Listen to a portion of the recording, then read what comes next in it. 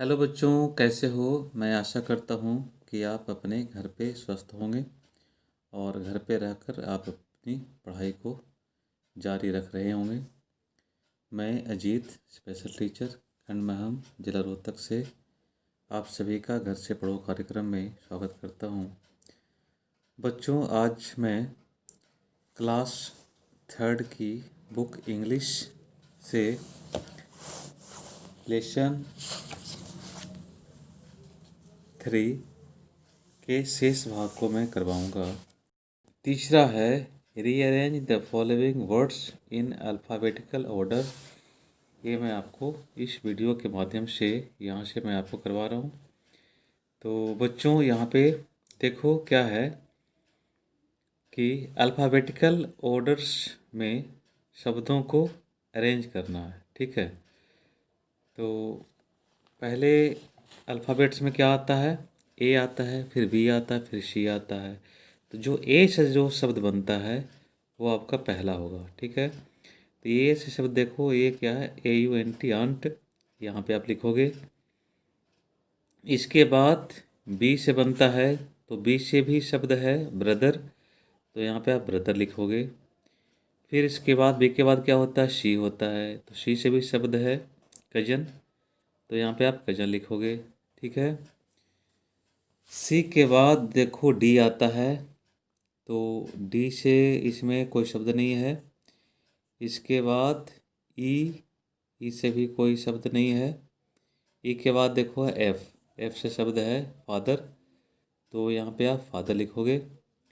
F के बाद क्या होता है? जी, जी से शब्द है ग्रैंडफादर, तो यहाँ पे आप ग्रैंडफादर लिखोगे। जी के बाद क्या होता है? एच, एच से कोई शब्द नहीं है। फिर एच के बाद आई, आई से भी कोई शब्द नहीं है। जे से भी कोई शब्द नहीं है। के से भी नहीं है।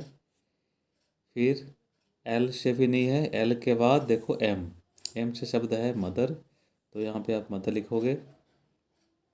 इसके बाद एम के बाद क्या आता है? एन, एन से शब्द है नेफ्यू, फिर नेफ्यू लिखोगे। फिर एन के बाद OPQR, फिर एस, एस से शब्द है सिस्टर। ठीक है, तो यहाँ पे आप सिस्टर लिखोगे। फिर एस के बाद क्या आता है? TU, तो टी से नहीं है, यू से है अंकल। ठीक है, तो इस तरीके से आपने शब्दों को रीअरेंज करना सीखा। ठीक है, इसके बाद देखो हम आगे बढ़ते हैं। ग्रामर से कुछ क्वेश्चंस हैं। तो पहला क्या है? Read the following sentences and notice the words in bold. ठीक है, तो यहाँ पे कह रहा है कि रीड द फॉलोइंग सेंटेंसेज, इन सेंटेंसेस को क्या करना है? रीड करना है। ठीक है, और जो बोल्ड से लिखा हुआ है उसको आप नोटिस करो। ठीक है, नोटिस करो कि यह क्या है। तो बोल्ड लेटर से देखो क्या है? Aryan, ate an apple. तो इसमें आर्यन जो है बोल्ड लेटर्स के द्वारा लिखा गया है। तो आर्यन को आप देखो, आर्यन क्या है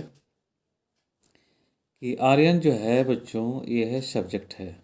ठीक है, आर्यन वैसे नाउन है और इस सेंटेंस में यहाँ पे सब्जेक्ट है। और इसके बाद देखो ate an apple, ate an apple, ये जो है ये है प्रेडिकेट है। ठीक है, इसको प्रेडिकेट कहते हैं। तो ये जो है आर्यन क्या है? सब्जेक्ट। सब्जेक्ट किसे कहते हैं? तो जिसके द्वारा कोई काम होता है उसे हम सब्जेक्ट कहते हैं। ठीक है, दूसरा सेंटेंस क्या है? Children were playing football. तो यहाँ पे चिल्ड्रेन है, ये सब्जेक्ट है। ठीक है, इसके बाद है तीसरा, they went to Delhi yesterday. तो इसमें सब्जेक्ट क्या हो गया? इसमें सब्जेक्ट है दे। ठीक है, चौथा, he takes exercise in the morning. तो इसमें सब्जेक्ट क्या है? ही। ठीक है, ही बोल्ड लेटर्स लिखा हुआ भी है और ही सब्जेक्ट है। पांचवा, the bus carries the passengers. तो इसमें बोल्ड लेटर से क्या लिखा हुआ है, द बस। ठीक है, तो बस यहाँ पे सब्जेक्ट है। और छठा सेंटेंस क्या है, आवर हाउस हैज़ 3 रूम्स। ठीक है, तो बोल्ड लेटर से ये लिखा हुआ है आवर हाउस, तो आवर हाउस इसमें सब्जेक्ट है। अब आगे पढ़ते हैं, देखिए इसमें क्या है, ए सेंटेंस हैज़ 2 पार्ट्स, यानी वाक्य के 2 भाग होते हैं, सब्जेक्ट एंड प्रेडिकेट। ठीक है, तो क्या कहलाता है, एक तो सब्जेक्ट, दूसरा प्रेडिकेट कहलाता है। In the above sentences the words in bold are subject. देखो अब यहाँ पे फिर बात आ गई कि जो बोल्ड लेटर से लिखा हुआ है उसे हम क्या कहते हैं, सब्जेक्ट कहते हैं। जो आपने अभी पढ़ा, जैसे Aryan, children, they, he, the bus, our house, ये जो बोल्ड लेटर से लिखे हुए हैं ये सभी क्या हैं, सब्जेक्ट हैं। ठीक है, the subject is the thing और person that the sentence is about. तो देखो सब्जेक्ट क्या होता है कि थिंग्स हो सकता है या पर्सन हो सकता है, जो सेंटेंस के बारे में बताता है।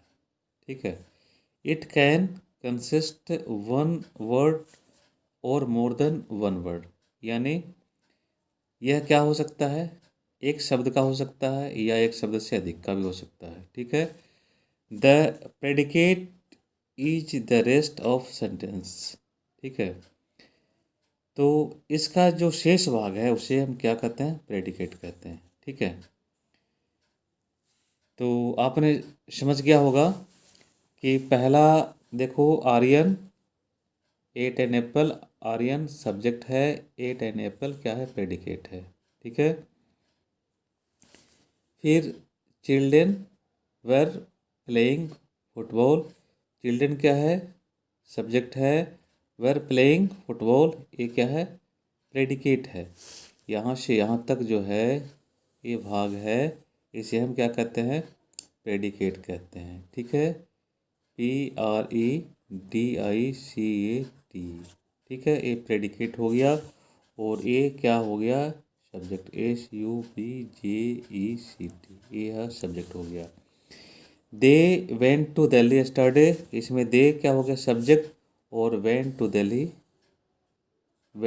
यस्टरडे ये हो गया प्रेडिकेट। ठीक है, he takes exercise in the morning, he subject हो गया और takes exercise in the morning ये हो गया प्रेडिकेट। ठीक है, the bus carriage the passengers, the bus क्या हो गया, सब्जेक्ट, और कैरेजेज द पैसेंजर्स ये हो गया प्रेडिकेट। आवर हाउस ये क्या हो गया, सब्जेक्ट, और हैज़ 3 रूम्स ये हो गया प्रेडिकेट। ठीक है बच्चों, तो आपको ये समझ आ गया होगा। अब चलते हैं आगे। Circle the subject and underline the predicate in the sentences given below. अब फिर वही बात आ गई, जो नीचे कुछ सेंटेंस दिए गए हैं उन्हें क्या करना है, सब्जेक्ट को सर्कल करना है। ठीक है, and underline the predicate in the given below, और जो नीचे दिए गए हैं प्रेडिकेट उसे क्या करना, अंडरलाइन करना। तो ध्यान से देखो, पहला क्या है, ग्रैंडफादर वॉक स्लोली। तो देखो वॉक स्लोली यानी धीरे धीरे कौन चलता है, तो जो आंसर आएगा वो क्या होगा, सब्जेक्ट होगा। ठीक है, यानी सेंटेंस के बारे में जो कुछ बताता है। तो यहाँ पे क्या है, ग्रैंडफादर्स वॉक स्लोली, धीरे धीरे कौन चलता है, तो ग्रैंडफादर्स। तो यहाँ पे आंसर आएगा ग्रैंडफादर्स। तो ग्रैंडफादर्स को आप क्या करोगे, इस तरीके से आप सर्कल करोगे, और वॉक स्लोली को आप क्या करोगे, अंडरलाइन, जैसा कि आपको इंस्ट्रक्शन दिया गया है। ठीक है, सेकंड क्या है, शी सैंग ए ब्यूटीफुल सॉन्ग। ठीक है, तो ब्यूटीफुल सॉन्ग कौन गाती है, तो यहाँ पे शी, आंसर आएगा शी सैंग। तो यहाँ पे शी को आप क्या करोगे, सर्कल करोगे, और सैंग ए ब्यूटीफुल सॉन्ग को आप अंडरलाइन करोगे। यह क्या है, प्रेडिकेट है। ठीक है, इसके बाद आगे चलते हैं। तीसरा क्या है, teachers taut us a new lesson. तो न्यू लेसन को कौन पढ़ाता है, तो टीचर पढ़ाता है, तो टीचर को हम सर्कल करेंगे। और taut us a new lesson, इसको हम इस तरीके से अंडरलाइन करेंगे, ठीक है। फोर्थ सेंटेंस क्या है, गीता स्पीक्स इंग्लिश फ्लुएंटली, ठीक है। तो कौन फ्लुएंटली इंग्लिश से बोलती है, तो गीता बोलती है। तो गीता को आप क्या करोगे, सर्कल करोगे, और स्पीक्स इंग्लिश फ्लुएंटली को आप अंडरलाइन करोगे। फिफ्थ सेंटेंस में क्या है, lion is the king of jungle, ठीक है। तो जंगल का राजा कौन है, लायन है। तो लायन को आप सर्कल करोगे, और इज द किंग ऑफ जंगल, इसको आप अंडरलाइन करोगे, ठीक है। सिक्स्थ सेंटेंस में क्या है, our house is very big.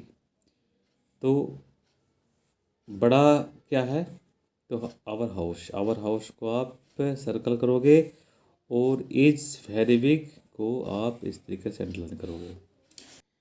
सातवां है, the independence day of India is celebrated on August 15।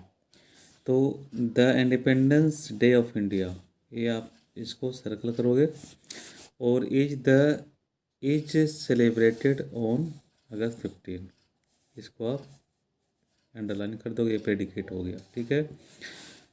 और लास्ट 8 सेंटेंस है, a large crowd greeted him at the airport.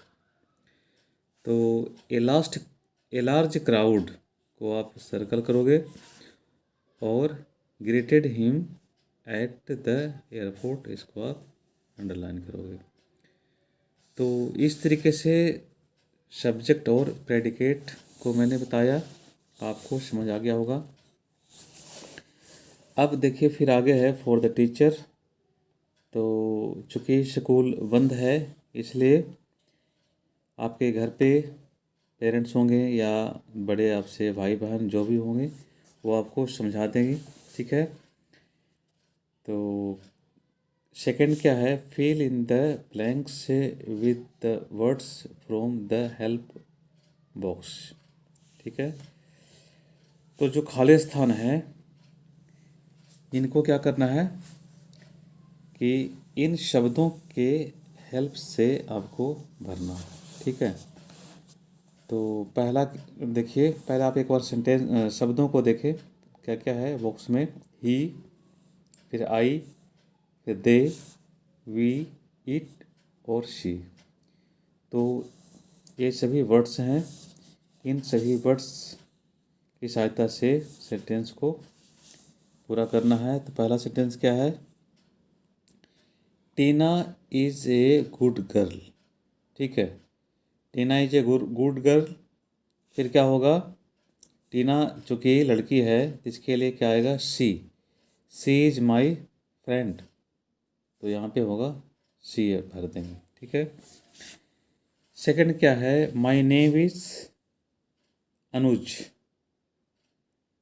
तो फिर क्या होगा, I study in class 3rd।